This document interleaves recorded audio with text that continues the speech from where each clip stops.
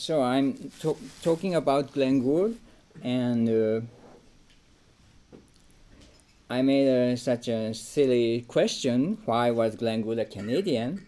It's only a provocation to think about Glenn Gould's identity and imagination. There is no answer, so I don't make any answer today.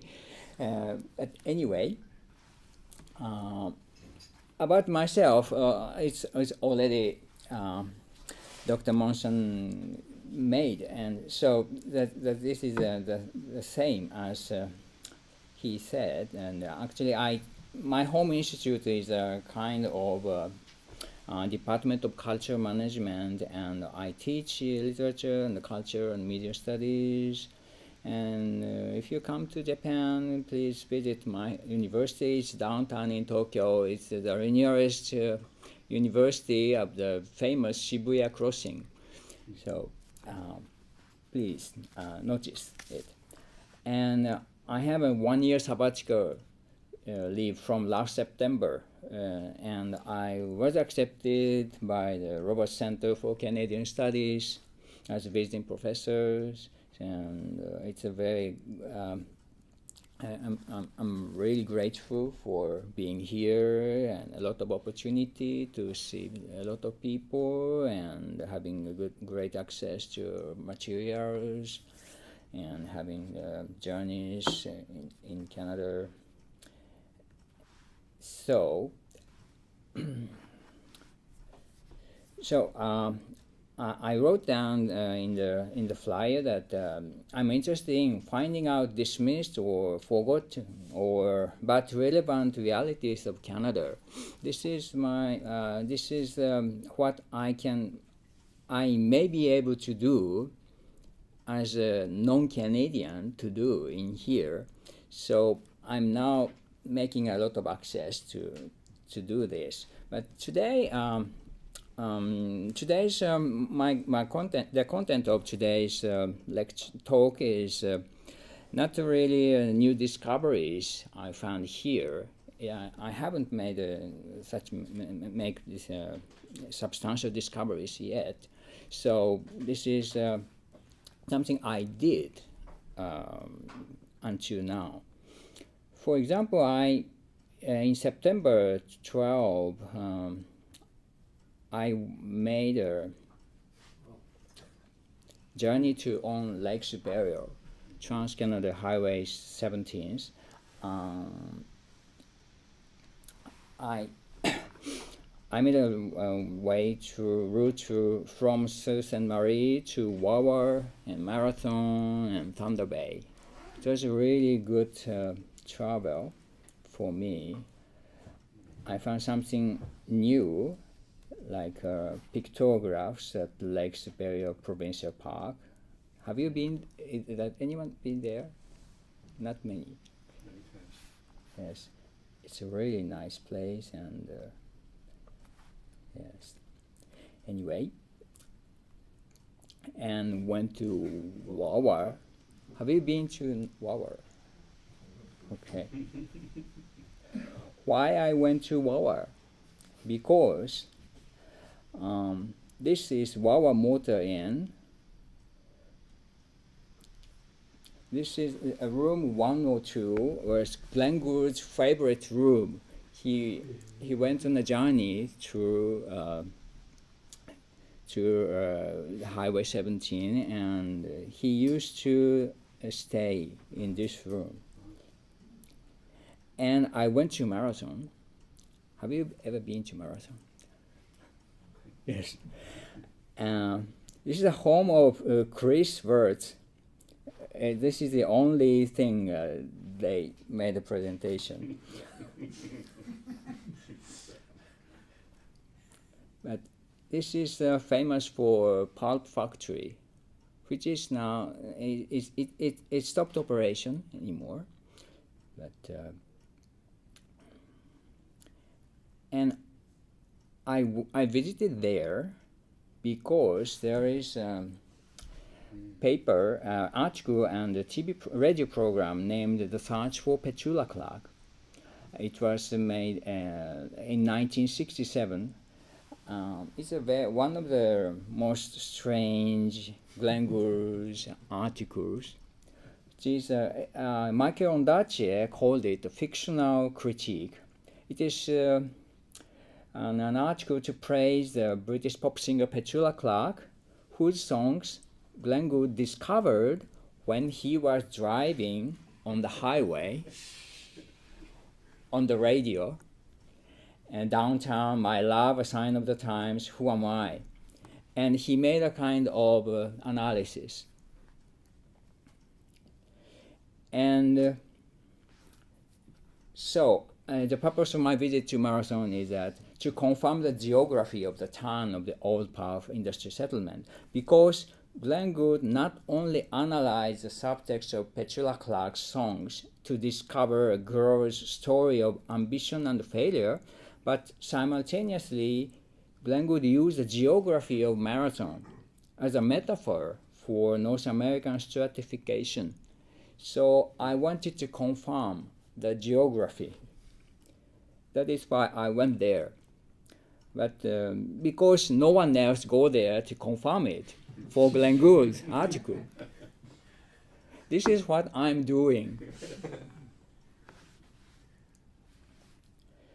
So, all in all, this kind of fieldwork, including interviews and archive-based research, provided me with the first-hand knowledge of the local history, geography, and lifestyles, and underpinned everyday reality for Gould and more generally Canadian people at large. This is what I want to know.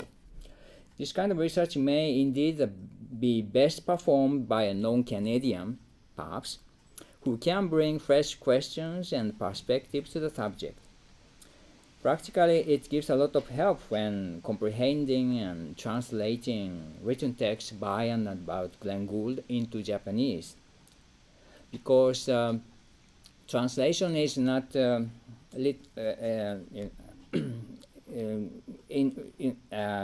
source language and the target language is culturally different, so you cannot make a translation mechanically.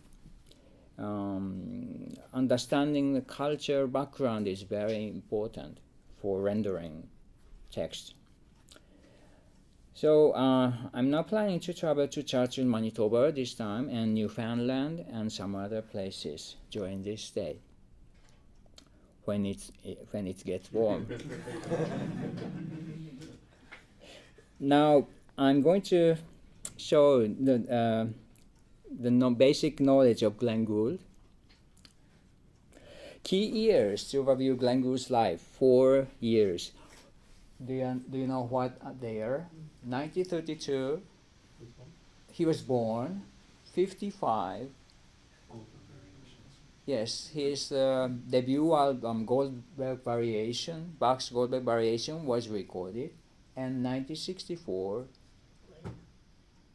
Stop performing. Yes, he stopped public performance in 1964. And 1982, he passed away. So these are the most important years for Glenn Gould. So let's review Glenn Gould's life before and after death. So Glenn Gould's lifetime, what he did, his major works, the most important is musical performance. It's unusual interpretation, an unusual style, and very biased repertoire. The two writings and interviews, controversial opinions of music, of composers and media, and self-referential essays. He's talking about himself, he's always talking about himself. So the search for Petula Clark is all about himself, actually. So, and producing broadcast, radio documentaries on the North, Canadian North, and musicians like Stokowski, Casals, Richard Strauss, and so on. So in his lifetime, numerous praises and numerous criticism from journalism. He was genius, but very eccentric. And in 1978, a professor of philosophy at University of Toronto, Jeffrey Payzant, wrote and published a book on Glenn Gould, Music and Mind. This is a really monumental. It's very historic book. It was the first academic study.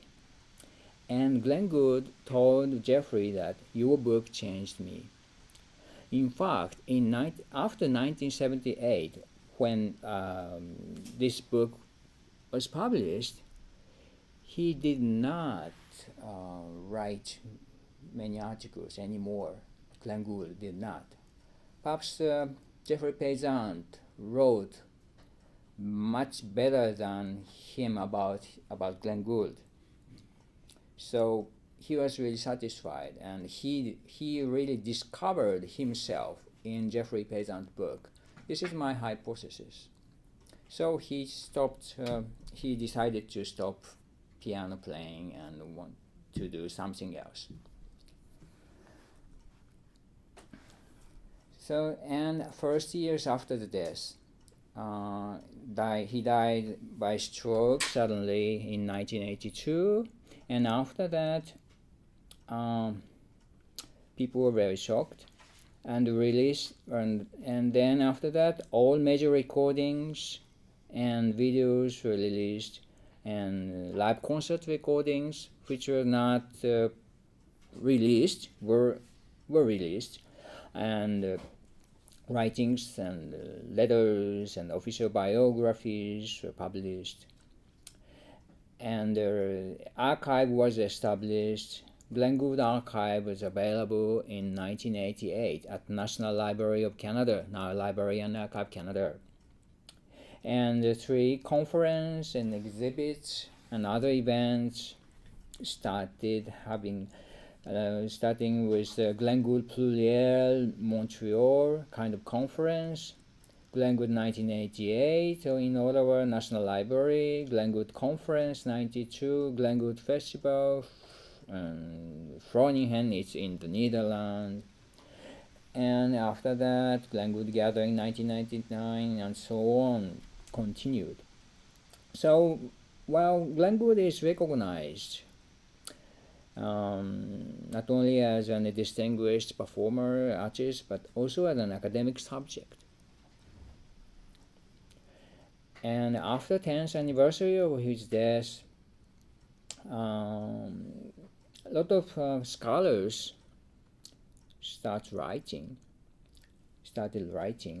So philosophical and aesthetical approach was made, starting with Payzant, Kingwell, Mantele, semiotics, or musicological approach in Hagenstedt, Baderner, and media and technology studies.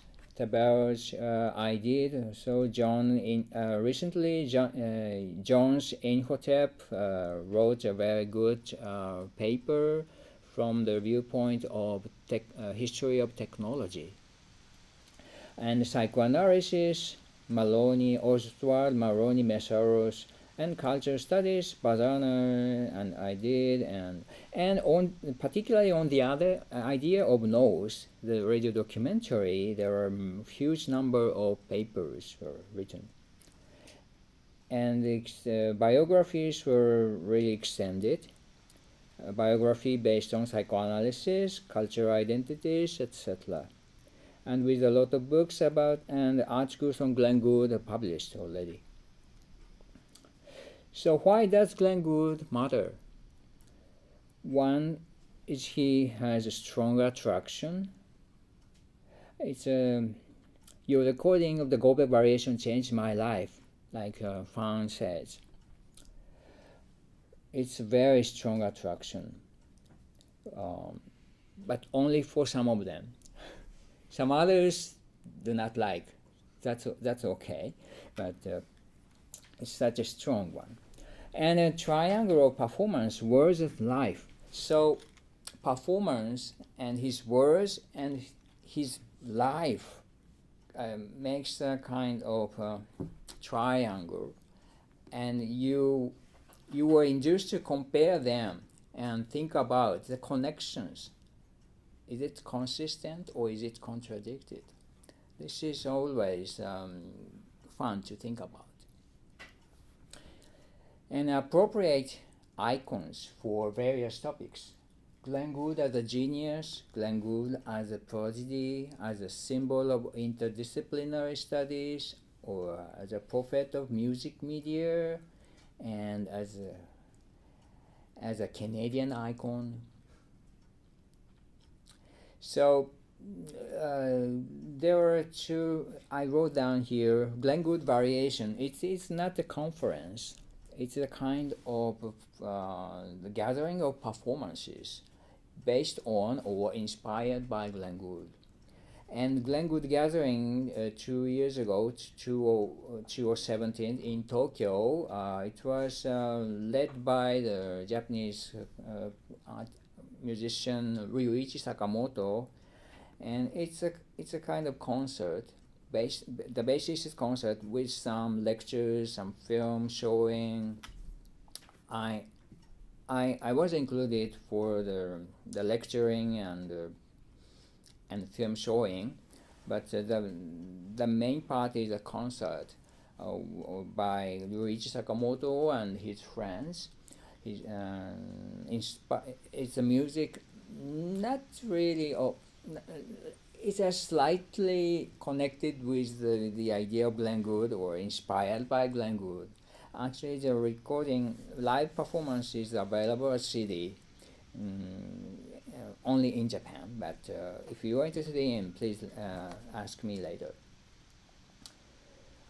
So my commitment to Glenn Gould is I started listening to Glenn Gould's recording as a junior high school student in 1980, and when I was a high school student, so I was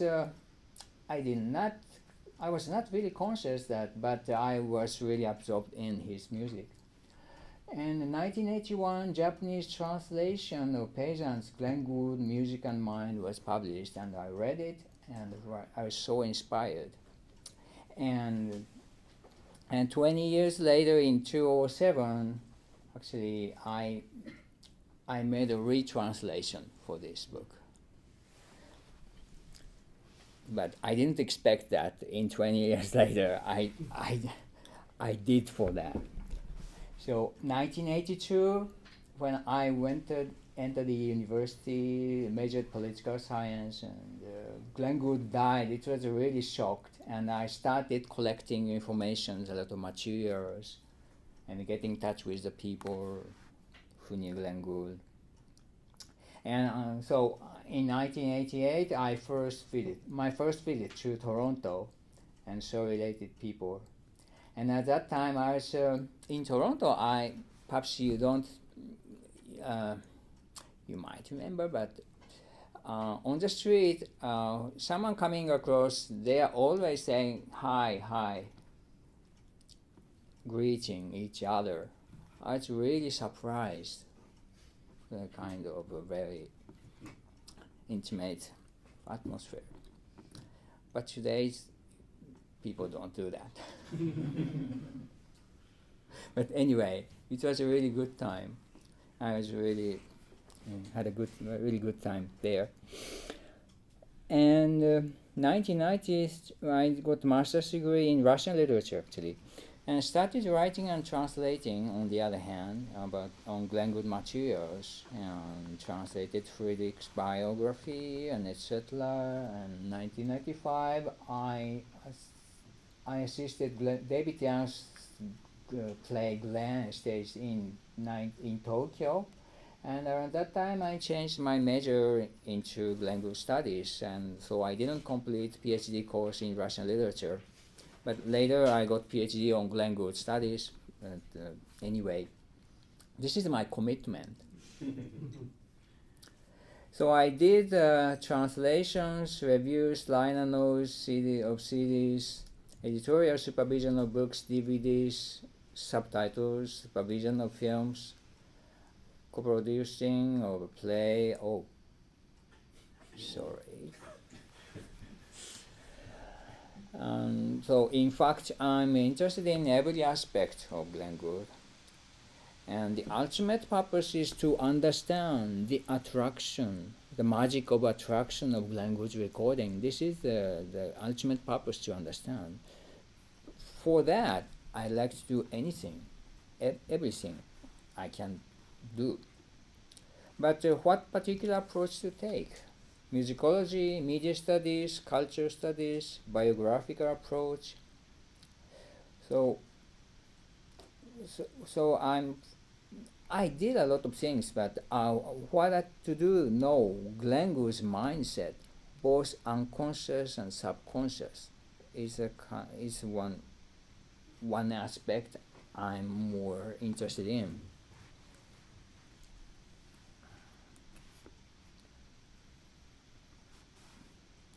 So first clue is David Young's play Glenn. I translated and assisted staging at the Canadian Embassy in Tokyo, 1995. Have you anyone saw that play? Mark has read it. I've read it, but I haven't Okay. So it's the structure of Goldberg variations, aria and 32 variations as scenes and aria da capo, and 4 Glenn Gould's interaction. So there are 4 Glenn Gould appears: prodigy, performer, perfectionist, Puritan. So in his young age, his concert days, and after concert dropout, and his last 2 years. So 4 Glenn Gould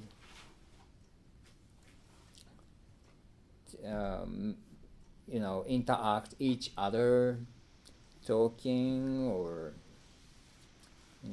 acting.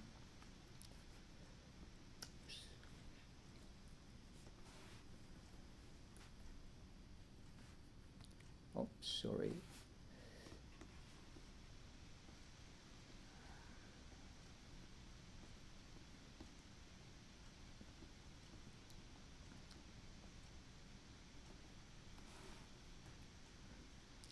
So David Young said, Glenn Gould dramatized the dilemma of what is to be Canadian. He celebrated solitude, was fascinated by the idea of noise, and lived his life on the fringes, shunning the concert hall at the age of 13 and remaining in an obscure place named Toronto, Canada.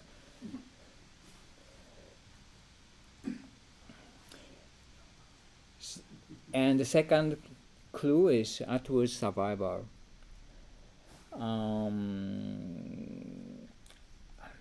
Atwood's Survivor is I think it's a rather famous book, but who read Atwood's Survivor?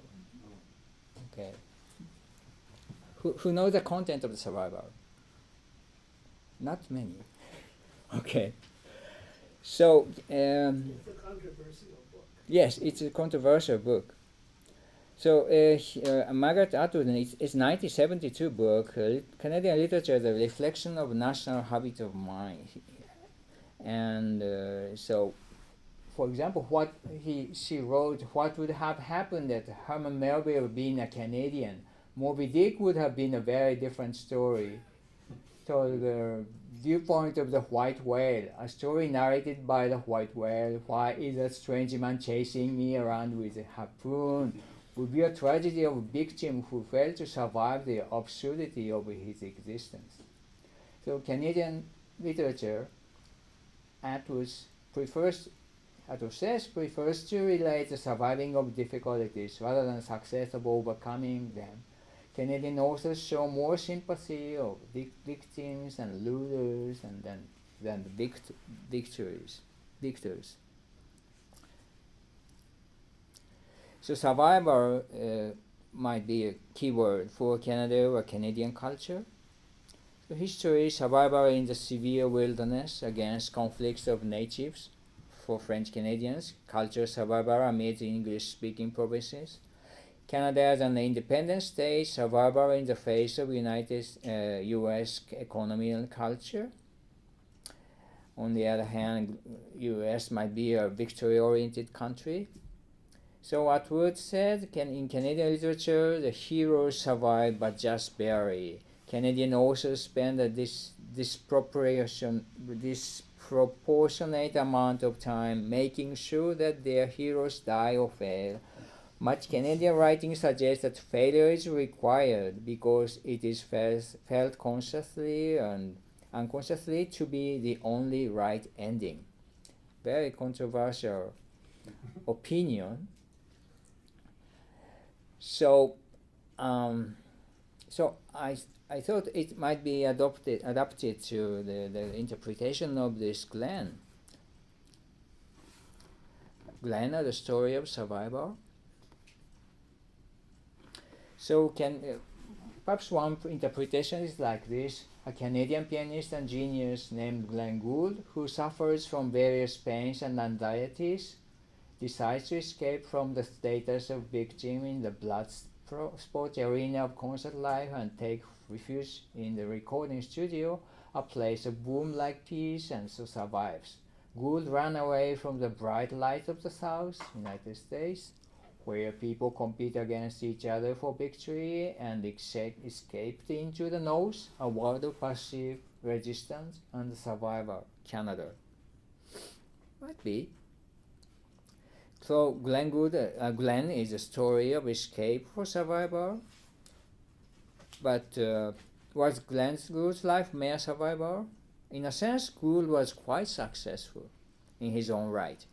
To Canadians, Gould's success meant much more than survival. Canada is a small nation on the doorstep of an empire. Gould conquered the empire, as it were, by choosing to stay at home and control his own creative destiny.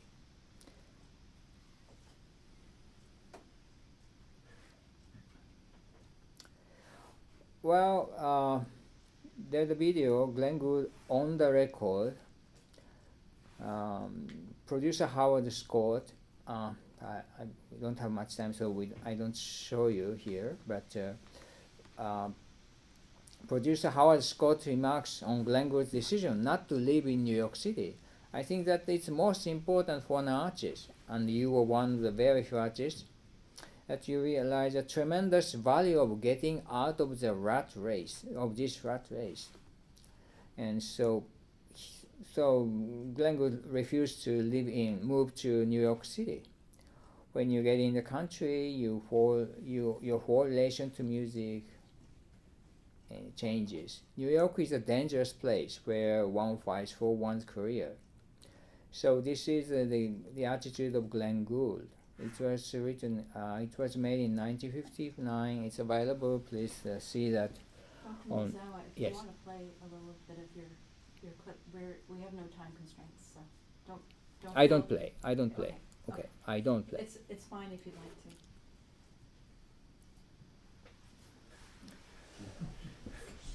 So Glenn Gould's decision to reject tremendous value of living in the capital of the empire, to remain in an obscure place called Canada, Toronto, Canada. Gould proved even if one does not live in the capital of the empire, one can live a blessed, valuable, creative life without exhausting oneself. So what about in the egos, the characters in Glenn? And David Young's Glenn was more. Another interpretation is that Glenn Gould escaped the North as a journey to transcendence. The vast isolated area of North has been something feared for Canadians, but Glenn Gould rediscovered it as a source of contemplation and creativity. Actually, there is an epigraph: art on its loftiest mission is hardly human at all. This is the idea for Glenn Gould's seek for transcendence. So David Young described not only for survival but beyond that is the idea. So thus Glenn and survival gave me a starting viewpoint for considering Glenn Gould's Canadian identity and imagination.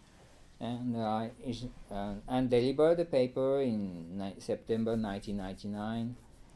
And the one who appreciated my paper was Kevin Badana, and so he wrote down in his book that a few later, like Japanese scholar Junichi Miyazawa have properly acknowledged the importance of the theme of Gould as Canadian. And so this is what I did in the area of the topic of Canadian identity for the first time. And the third clue is Marshall McLuhan. Gould made references to Marshall McLuhan and his works about me, and Gould used McLuhan's terminology, process, detachment, etc. And an interesting link in 1964, April the 10th, Gould stopped last concert, and May publication of Marshall McLuhan's Understanding Media was published, and June 1st, Glenn Gould's convocation address at the University of Toronto. It's an argument for music in the electric age. This is very inspired by Marshall McLuhan's idea.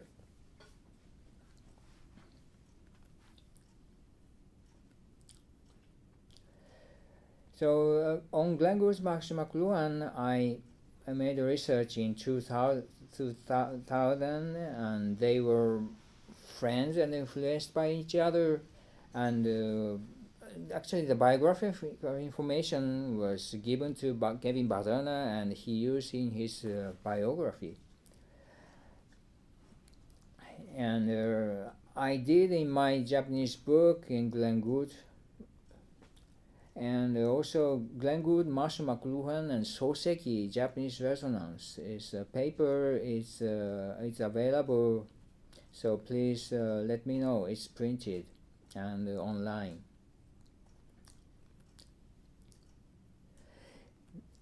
Now the fourth clue is the idea of nose.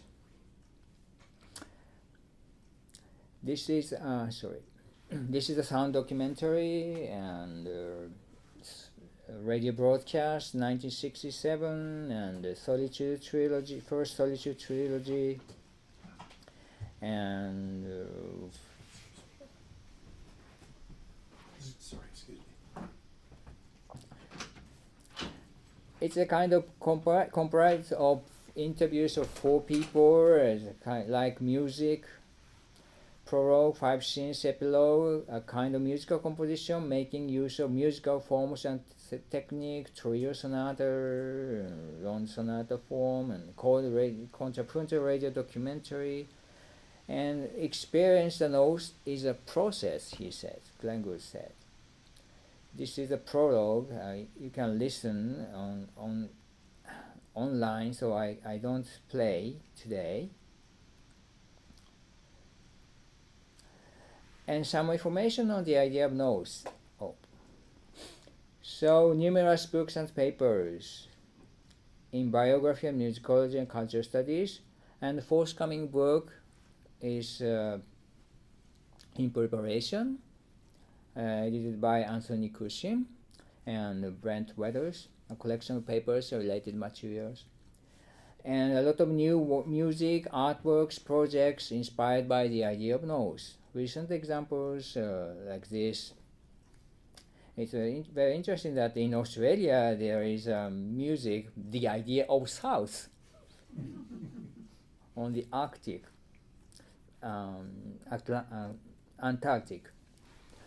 So some opinions about the idea of nose is that interaction and overlapping voices are not particularly innovative considering the theatrical dramaturgy. And what is contrapuntal, multilinear? And voices and plot can be rendered into single linear. It's a story of a young man on a train journey to the nose, as rendered in the TV version. A single line of, actually I did Japanese subtitles of the TV version, and I didn't make it counterpoint, just a single line of subtitles as adaptable.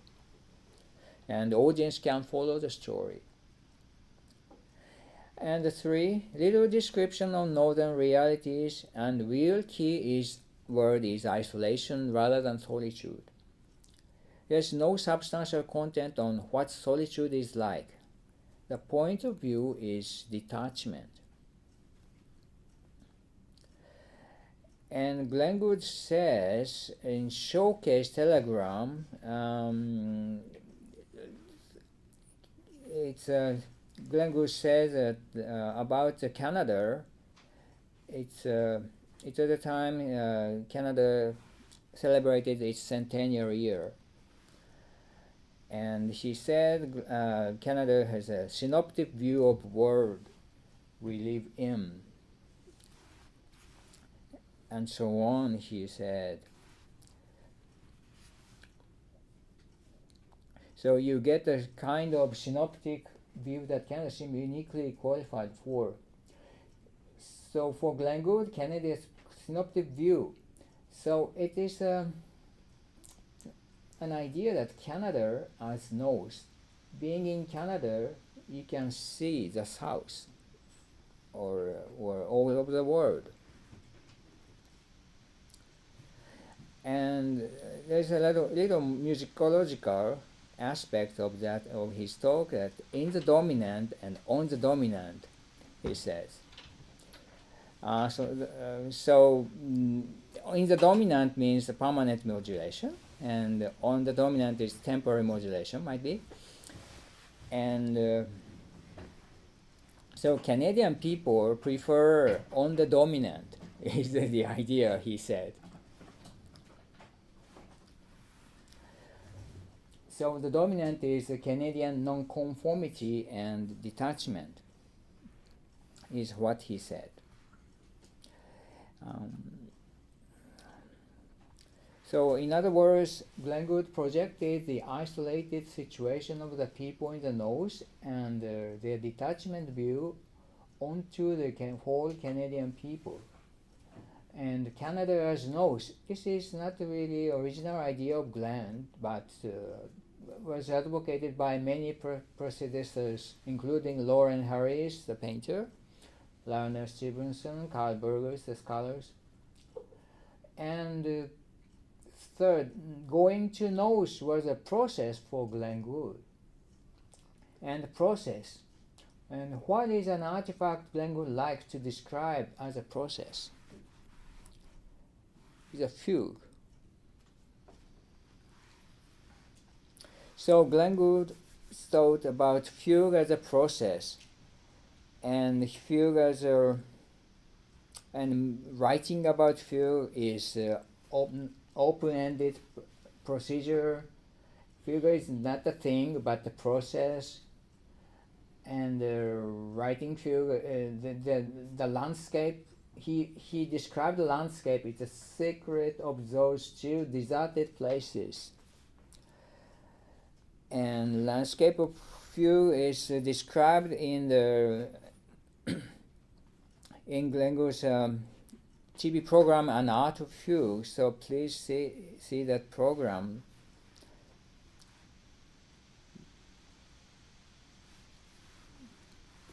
He says that he quotes Schweitzer that the fugues, the word, the art of fugue, of Bach's art of fugue is still a serious word, desert and rigid and without color, without light and without motion. So landscape of architect, landscape of fugue equal landscape of the nose, or open process of fugue writing might be a journey to the nose. This is what Glenn Gould's in what Glenn Gould's mind. Going to the nose, process, writing a fugue, this is Glenn Gould's mindset. Thus the nose was a primary source for Glenn Gould's thought.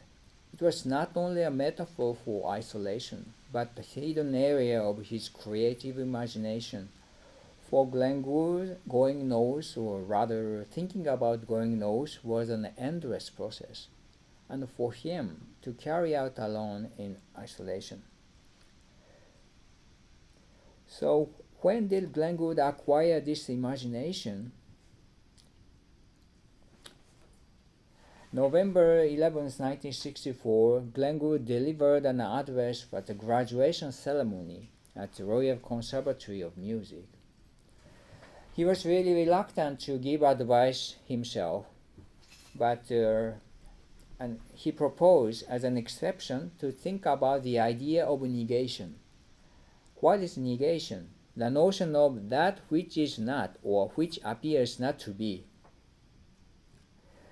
So it is a vast background or acreage of human possibilities that has not yet been organized, where positive action is comprehended and confirmed by an immense area of negation. So the vast background of immense possibility of negation is the most important thing to think about, he said. So perhaps negation stands for the Canadian nose. This is might be Glenn Gould's subconscious imagination. So Glenn Gould was always magnetized by the idea of Canadian nose, and used it is for his imagination. In 1967, when he was interviewed by William Lederer, he said that like this, the red thing, the idea of being able to brew positive thoughts in negative nature. So his idea of nose is always in his mindset. So this is what I'm really interested in, his mindset, both conscious aspect and subconscious aspect, and they might be clue to understand the magic of the Glenn Gould's performance. Thank you very much.